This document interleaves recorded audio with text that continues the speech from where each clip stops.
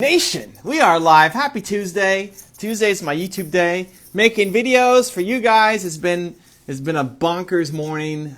Nina ran a bunch of errands, and I've just been making video nonstop in the car.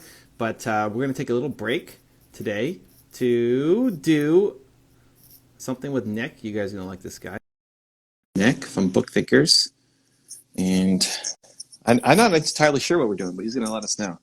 Nick is saying, there he is! Hello, hello, Mr. Evan Carmichael. All right, so I don't actually remember what we're doing, but you're going to give us context and we're going to go do it. So, Yes, ladies and I gentlemen, am. Nick from Book Thinkers. Well, hello, everybody. Yeah, well, I was chatting with your team, and I reached out and I said, hey, I'm putting out a book in the next 12 months, and as part of this Exciting, process, dude. yes, very exciting. I'm super excited. I'll give you more info in a second. But I said, as part of this process, I want to speak with some of my favorite authors. And I want to learn a little bit more about their writing process. I need tips, tricks, recommendations, and sort of just pick their brains and also give credit and thanks to people like you for inspiring me to get this far in the journey. Cool. I love it, dude. What's the book about? Yeah, so I would like to write an introduction to personal development and behavior change. And the reason that I call it that, and I don't have the title or subtitle really figured out yet, or really the hook, but the number one question that I get at Book Thinkers, and this is consistent for the last couple of years, is, hey, I'm brand new to the industry. I realize that I have some unfulfilled potential. What is the first book that I should read? It's the number one question, but it's such a tough question to answer because everybody needs something a little bit different. And so there are so many things that I wish I knew when I first started this journey that could have accelerated my path through this industry and help me navigate things a little bit. So yeah, that's what I'm looking to write over the next 12 to 16 months. So you're gonna write the book that people need to be on their first journey? Exactly. Yep. And then does that intro people to other books? Are you taking like pieces from, like, is it choose your own adventure? What are you doing? And so and I'm still fleshing this out. So I'm working with a self-publishing services company called Book Launchers, and essentially they assist you through the process from A to Z. And so I'm sort of in that story mapping phase where I need to get my original outline kind of nailed down. And I want to serve, just like you do, as many people as possible and give them guidance. And in my moment of guidance, I think to step in, like I said, is that moment that they become aware of their unfulfilled potential. So maybe you're in your late teens, early 20s, mid 20s, late 20s, early 30s, and you see other people around you are starting to elevate their lives. And you say, I want to do some of that. Like, you stick your head out above the water and you say, wow, I'm capable of doing more.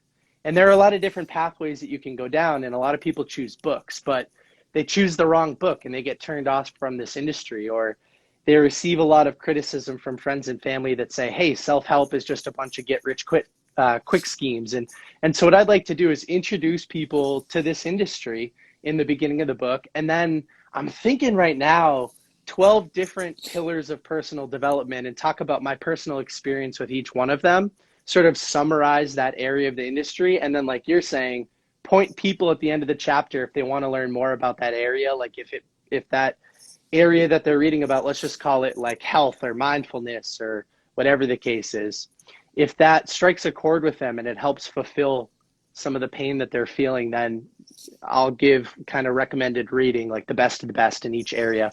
Like you've mentioned to me in the past, though, I'm sort of sensitive to naming a book that won't be relevant in 5 years. So I'll probably go back and do some of the classics. That's what I'm thinking right now. I like it. I mean, I immediately think to kind of promotion mode. Because it's one thing to write a book, and you've got an audience, but it's also like, okay, how do we like break beyond the audience? You don't want to go publisher. You want to be self-published.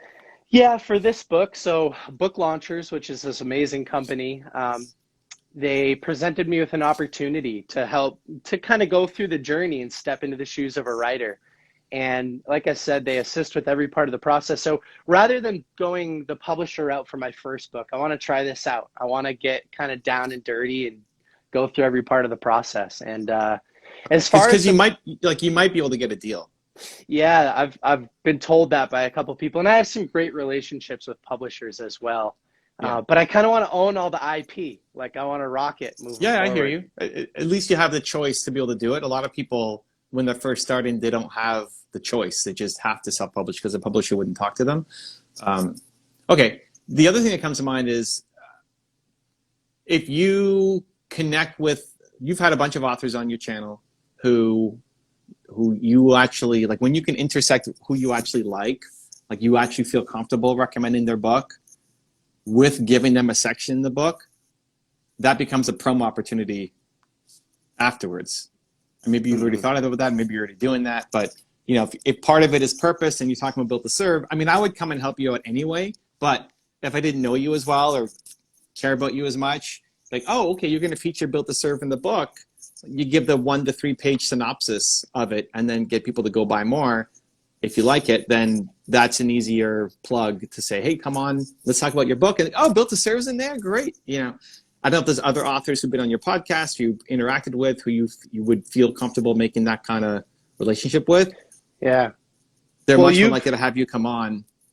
you've been As a such a great mentor to both Ryan and myself, and I feel totally comfortable interacting with you.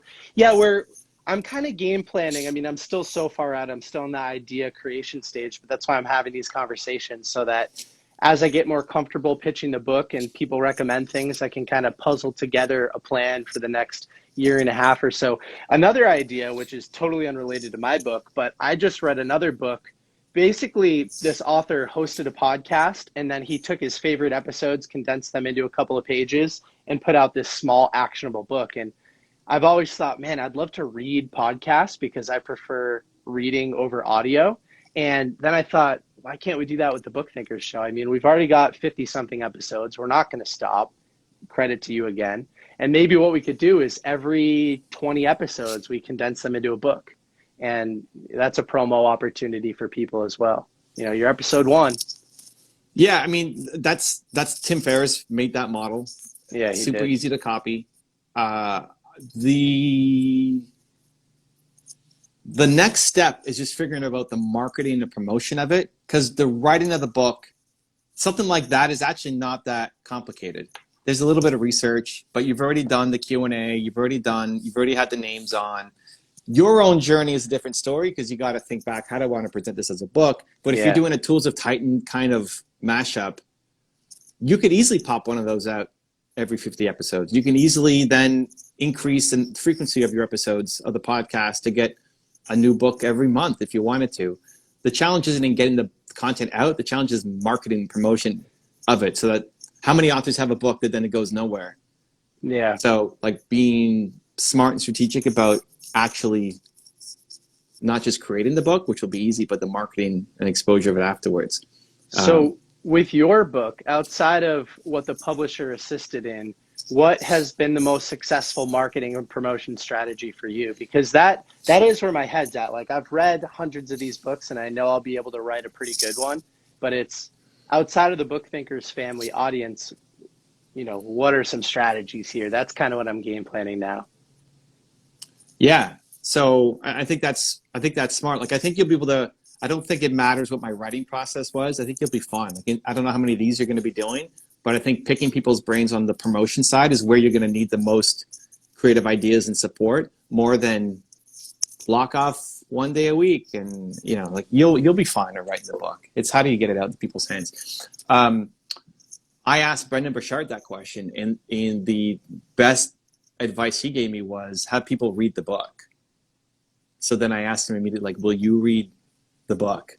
And we filmed him at his home in Puerto Rico reading a section of the book. And I didn't even have Built to Serve at that time. I had the concept of it. I mean, I had the manuscript, but I didn't have a galley. Like, I didn't have an actual book. So I had my wife print a jacket of the cover, because we had a cover design, just no galleys. And then I wrapped Your One Word with the Built to Serve cover. And then I picked out, you know, a section in here that I felt would be really relevant to Brendan's messaging. And I hand wrote it inside a blank page of Your One Word. And then he opened up the book and started reading That's that one, amazing. like 3 sentences or something from the book. So that really helped, right? And I used the video with Brendan to then get everybody else and my friends just to have a demo. So, Dean Graziosi and Jay Shetty and Lewis Howes and Tom Bilyeu and all those guys who are in my circle all helped support the book. Some people would rather just talk about it. So Grant, was a mutual friend. He's not going to sit there and read the book. Like, Grant's running a million miles an hour. So we did a quick IG live. He's like, hey, I got a new book out. Evan, I heard you got a new book out. What's it all about? And we have a conversation about it. And he's like, everybody, Evan Carmichael's a good dude. Go pick up Built to Serve, right? So getting people's support to either do some kind of IG live, YouTube video, as well as do a read of the book that then you can use in your episode, sponsored by your book. Mm-hmm. And here's Grant Cardone reading a section from it, right? That really, really helped to give more credibility and support. And it's your job to then find the section from the book that is the most relevant for them, that's on brand for them, because they may not read the whole thing. So if you point them to page 42 when you highlight, like we would send them the book, highlight the section, I think this is on brand for you. Would you read it? And then almost everybody said yes. I'm trying to think of somebody who said no. If they said no, it's just like timing that didn't work out. I love the strategy. Yeah, I've sort of condensed that term, and I don't know where it came. It could have come from you, but I call it borrowing credibility now. And so, yeah, over the next 12 months, the purpose of these intro conversations, and I'm filming all of them, of course, is so that over the next 12 months, I can talk with 100 authors and tell them a little bit about what I'm trying to write, which will progress over time and change, and then be able to give advanced, to be able to give advanced copies to people like you're saying and try to get them to read a little section. I think that's a great strategy. And also to give credit to people on the back of the book who took the time to speak with me and kind of share tips and tricks and things like that. Grant, as an example, I probably haven't followed up with you on this, but when we first started doing the podcast and I was talking with you and I had already landed Grant for episode 9 and I was like, woohoo, let's go. And we actually ended up going down to Miami and filming with him in person at the end of last year. And the episode never came out, but it's coming out in a couple of weeks. And so leveraging people like that and getting the book in front of them. And I mean, that's kind of where my head's been at right now too. And I think it'll be important, because people like you and people like Grant, who are not authors first, you guys have big audiences for other reasons.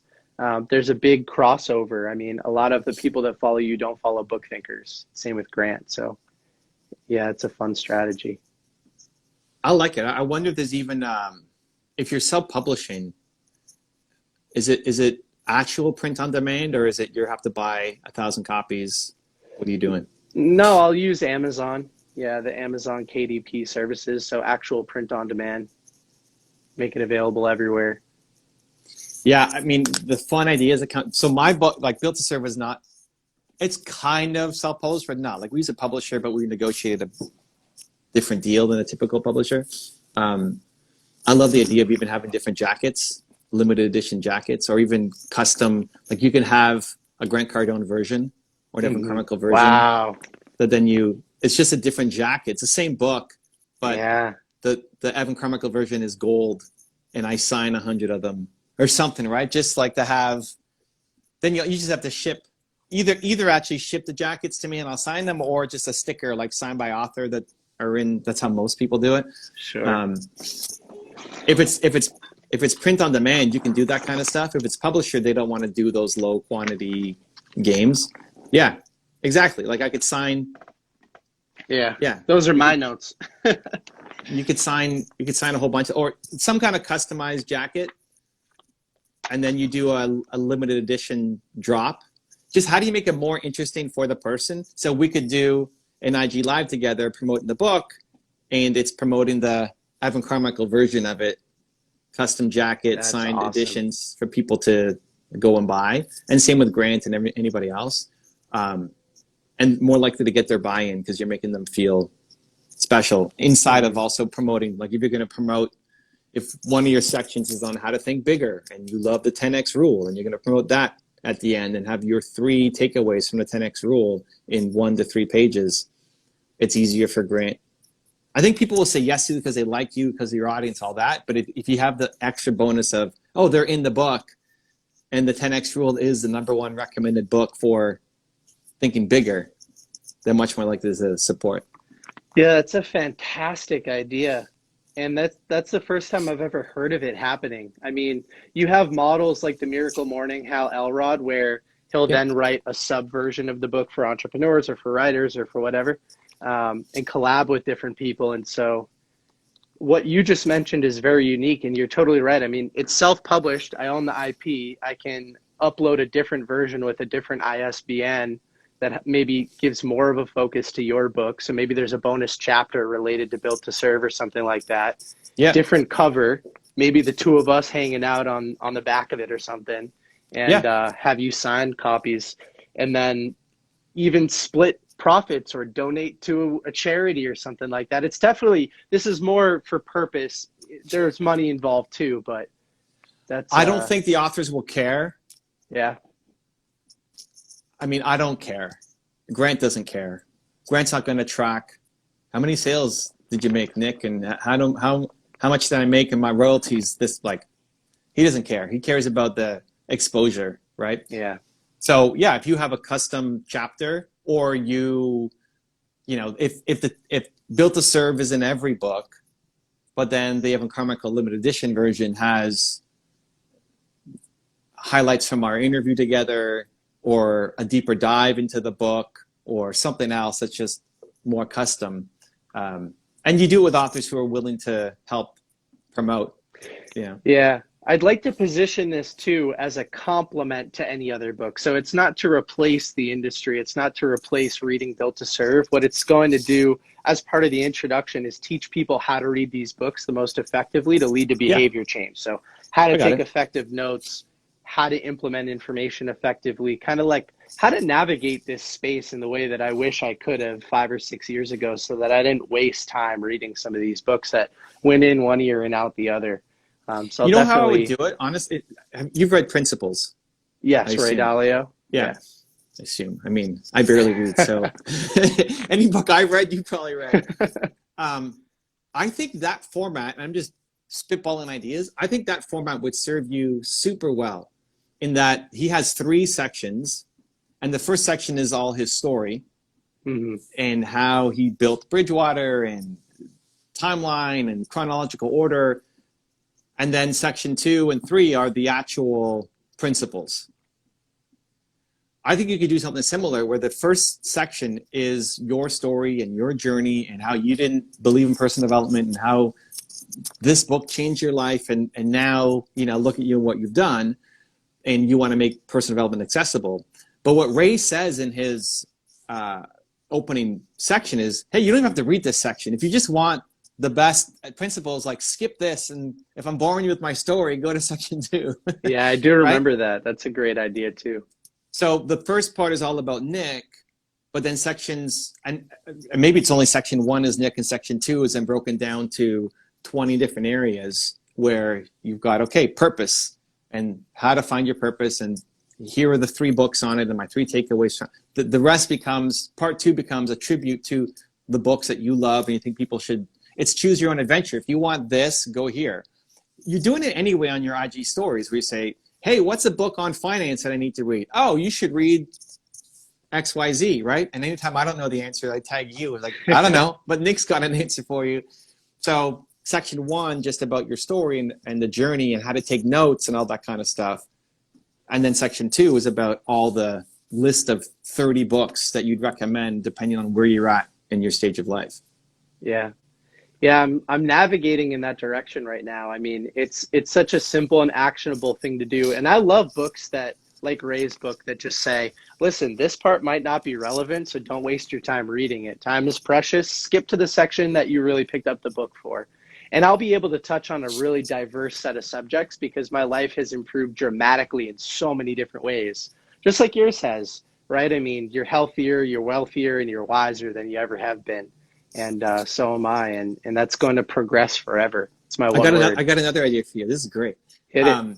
So in that kind of choose your own adventure, I think of Tim Ferriss too is the same. He says that in Tools of Titans. This is not meant to be read from cover to cover. This is meant to be pick the thing that you need the most help with and go there. Like, don't worry about reading the whole thing. It's a 1,000-page book or whatever Tools of Titan, is. And some people will still read it cover to cover. It's huge. It is a big one. That's a giant book, right? Yes, it is. So some people will still read it cover to cover because you probably read it cover to cover. I did. Once, but then I went back through it and I pick it apart. So just like you're talking about. But that's how most people think of reading the book. And I think it's actually a poor structure if you're just getting into reading or personal development. Because if you don't get hit with something that is fire out of the gate, you're not going to read the rest of the book. Yeah. So what would be cool is a lot of people have, maybe not a lot, but a bunch of people have done that choose your own adventure style, like Tim Ferriss, like Ray Dalio. What's missing, and it's just coming to mind, is the assessment tool at the beginning to help figure out where should I go next. Yeah. Like, how do I know if I'm missing purpose, or how do I know if I'm missing thinking bigger? How do I know if I'm missing, if you have 18 chapters in the book, how do I know which one to go to? For them to pick the chapter assumes they have the self-awareness to know which chapter to go to.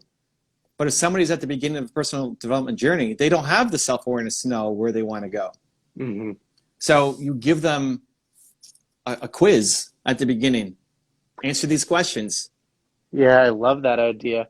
We talked about this before, like for your website or something, right? Like to answer these questions and it'll point you to you wanted to build a directory, or maybe that was the app. I don't remember how we had that idea. Yeah, we did. You told me about the guy on the West Coast along that driving path who, anyway, you wanted to collect all the stickers or something. I do remember the conversation that we had, and we put something up on the website. It's not really, it's just a list of books broken down by genre. But we haven't built that tool yet, which is still in the back of my head as a great tool. But I got a gratitude journal recently that had a ton of questions in the beginning. And it said, score yourself from 0 to 10, 0 being terrible, 10 being amazing, on all of these different categories. And the really interesting thing that I've never seen done is it said, after you circle a number, write the direction you feel you're trending. So if it's health, then you could put 7, but trending negative right now. And so then you can kind of add them up, and you can get a direction as well, so that you can sort of put a stop to the negative compounding of something that's going poorly in your life. But I like that idea that you're talking about, and building it online would be much better, which I like that idea as well. But you can have it physical in the book too. I think physical in the book, I don't even know what I just said. Physical in the book, I'm so excited, I'm slurring my words. Physical in the book is a game changer that people aren't doing. Nobody's done that. So now you have something unique. But also, I would think back to Nick from 5 years ago or 7 years ago. What would he want? Not what would Nick like right now? Because that's who you're targeting. The person who personal development is almost a dirty word. I don't want to join some cult. This is all BS. They're just going to rip me off. And how do you make it accessible? So the whole trending feels like a much more advanced self-awareness issue that like now would be cool. Like, oh, okay, yeah, my relationships are at 8, but I feel like it has been trending down since COVID or whatever, right? Mm-hmm. I don't think the person at the beginning knows. So you have to write the assessment tool in a non-scary way. That what are they looking for, right? Like first off, the buckets. Is it health, wealth, or relationships? Those are always the 3 big ones. Nick's looking for something. I was looking in the beginning of this book, Factfulness. Okay. He brings you through a list of questions that you actually write in the book and you score yourself on. So I like that idea. I mean, you're totally right. So many books don't do that, to the point that, look, I can even see what I voted in here back in the day. So I love that idea. That's so great. Would 2016 Nick fill that out? It would need to be as simple as possible. Yeah. But like, just keep that in your head. You've learned a lot, you've grown a lot, but now you're weird. You're not normal anymore. So you can't design for Nick 2021. It's got to be for Nick 2016. What form would you actually fill out that you're like, I don't know about this personal development thing. Okay, whatever. I'll try. Yeah. Because that's your goal, is to give them like, this is the book that if you pick up this book, it's going to change your life because it's going to start you on your journey. So you're taking that person who thinks everything is a cult, but I don't know, maybe I'll pick this one thing up. I'll try. So that's what you got to tap back into, that, whether it's 2016 or 2014 or 2018, Nick. 2016, whatever. You hit the nail on the head. Oh, we hit it? Okay, yeah. 2016, Nick. That's it. He's like tired of life going the wrong way, wanting to step up, not sure if it's all BS or not, but open, and doesn't want to get hurt and doesn't want to be disappointed. I think of dancing because I have a salsa dance studio, and a lot of times when people go dancing salsa, they go to a salsa club, and that first experience makes a huge difference. If you, particularly for women, so if you go in and you dance with somebody and they're way more advanced because they know what they're doing and you don't know what you're doing, a lot of times it's a bad experience. Sure. Some of the women who've come to our school, like the guy leaves them on the dance floor, like they're dancing a song, he realizes that she can't dance, so he leaves and goes to somebody else. And it's so defeating that then they never want to dance again. So that first experience makes a big difference, because there are some books that are going to be amazing and some books are going to be giant letdowns. And your goal is to make the first book an amazing experience to prep them for what is to come. Yes. And introduce them to all these great books. So yeah, channeling Nick 2016, who's super skeptical, wants more, but doesn't know that books are the thing. Somebody told him about books, so whatever. Okay, I'll pick this one up. What would you need to see? Whether it's the story, the choose your own adventure, like what would you actually like fill out in the book? Like health, wealth, relationships seems like an easy one to start with, to then guide people in different directions. But then like what's next? And if you're picking classic books that you feel will live forever, that will age super well, then you can design, like if you have 30 or 50 books, you could design a quick 10 question, multiple choice or whatever, to guide people to the right book. Yeah, I love the idea. So all right, a lot of things to unpack, but I know we have to wrap up in a minute here. So one thing that you mentioned that I want to hit on that I love is that for everybody that read The 4-Hour Workweek by Tim Ferriss and loved it, there are 10 people that read the book and stopped after the first chapter because it wasn't relevant to their lives. And they missed out, if it was the first book that they picked up, on the rest of this industry. And so you're right. Like, I want to make sure that that doesn't happen. I want the universal answer. Like, yeah, Rich Dad, Poor Dad is the most common example, but same thing applies. I mean, if you are anti-investing in money and you're just totally against that headspace and you see all of Robert's other books and you think this guy's just out to get you, you're not open to the book. And so for everybody that loved it, there's a lot of people that didn't. And I want to make sure that this book, I don't want to talk to everybody, because then you're talking to nobody. But at the same time, I want to make it friendly enough for that 2016 version of me who was very skeptical of the industry and of books in general. I hated reading. I mean, our missions are aligned, dude. I would encourage you to look at my homepage as an example, not as necessarily best practice, but just as a concept or something to pull from. Because when I was redesigning my website, I looked at my contemporaries. I looked at Tony Robbins and all these guys. And when you go to Tony Robbins' website, you see him on stage, jumping, freaking out. You see a bunch of people in an arena going crazy. And I love that.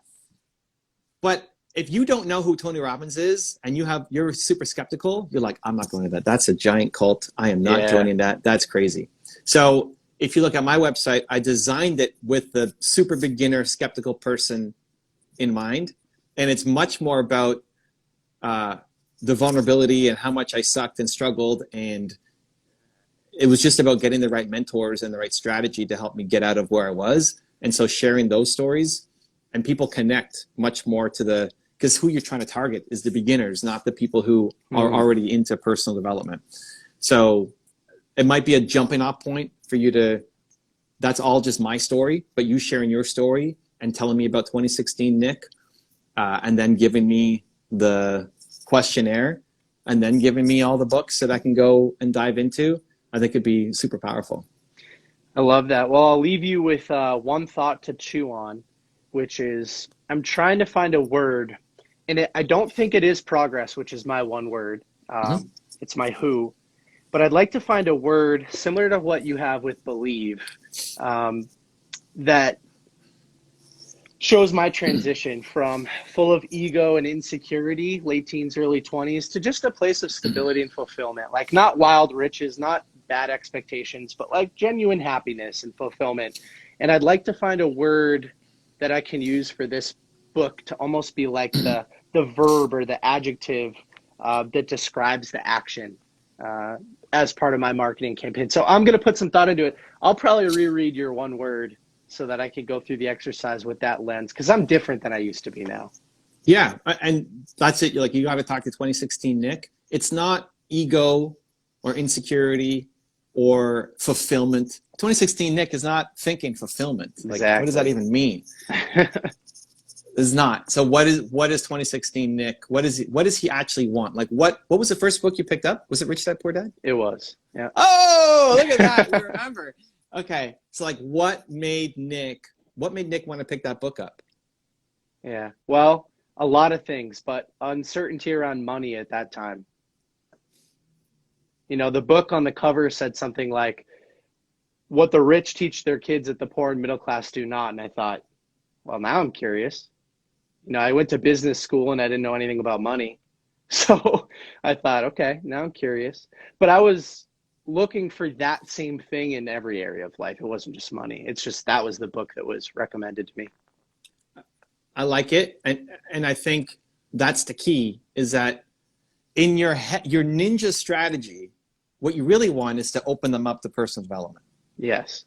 But you can't say that. Ninja strategy. I like that. Because it's too big an idea and it's too overwhelming that they've like, this guy, I'm not doing it. So you have to get them and meet them where they're at. So in your case, it was just, I want to learn how to make money. I'm tired of not having money. And what you thought you were getting was a book about money. And what you got was an entire life-changing experience. Yes. But you can't pitch the life-changing experience of 2016 Nick, because he's not ready for that. He just needs the first step. He's too afraid to climb the mountain. It's too big. It's too crazy. It's not for me. All I care about is making money. So you got to go back to like, I don't know. I'm thinking like Neanderthal Nick or whatever. It's not a good word, but that version who just wants one little step. Neanderthal Nick. Somebody said to me recently, they said, hey, you've got to create a fun persona for yourself. Otherwise, people will create it for you and you won't have control of it. And I thought nonfiction Nick. But now I've got the transition from Neanderthal Nick to nonfiction Nick. But like, that's a message that people who are part of Book Thinkers can understand, because they all relate to the Neanderthal version of themselves. But it's not a message that the Neanderthals relate to. I would have been offended back then. Exactly. Yes. So yes. that's not the proper messaging for them. But to start off small, like, this is just one. It's not the book that's going to solve every goal in their life, even though it is. You have to position it differently so that 2016 Nick would read it. It's really just, honestly, less time even talking to authors about it and more time just Nick figuring out, what does 2016 Nick really need, and writing that book for him. A lot of reflection. In Built to Serve, I loved spending time journaling and thinking about the questions that you proposed in the first section of the book. And I need to do that over the next few months and really get back. I've already had a couple phone calls with people who knew me back then that I haven't connected with since. And I said, you know, do you remember anything about where my head was and why I started reading and how I positioned it? And so I'm getting back there. It's hard though. It seems like a bazillion years ago, but it was just 6 years ago. Yeah, I would honestly visualize like you sitting down on a bench talking to Nick from 2016, and how do you approach him in a way that he's actually going to listen to you? Yeah, that guy would have been like, you are bonkers. Leave me alone. Right. But so like, that guy doesn't want to talk to Evan Carmichael or Grant Cardone or whatever. It's true. Yeah. Coming in way too hot, BS artists, you know, forget it. But you could, like, that's the trick, is you could, because you are him. So you could connect to him in a way that nobody else can. And in actually having that conversation with him to get him to read a book, that's actually what goes into the book. Yeah, it's a great thought, and there will be movement throughout the book. I'm picturing a very slow kind of build up and then some acceleration maybe towards the end to get people ready, because you're right. When you pick up a 10x rule, you go from 0 to 100 really fast. And I want to make sure that it doesn't come off as BS, but I do want to make sure people are energized by the time they get out of that book and they're on to Well, and the go. thing with 10x is it's not 0 to 100, it's 50 to 200. Yeah. 50, yeah, that's that's so true. And you're trying to get people from 0 to 10. Hmm. Yeah. Well, All right. Evan, this was very helpful. So I will Let's go. I'm also gonna make a little documentary style thing and just try to document the whole process from A to Z. So you will be featured, and I know that I have your blessing. So thank you so much for jumping on with me, and we'll talk soon. I'm excited to go through all the comments later. Happy to help, man. Much love. Keep me All right, we'll posted. we'll talk soon. Bye. Cheers.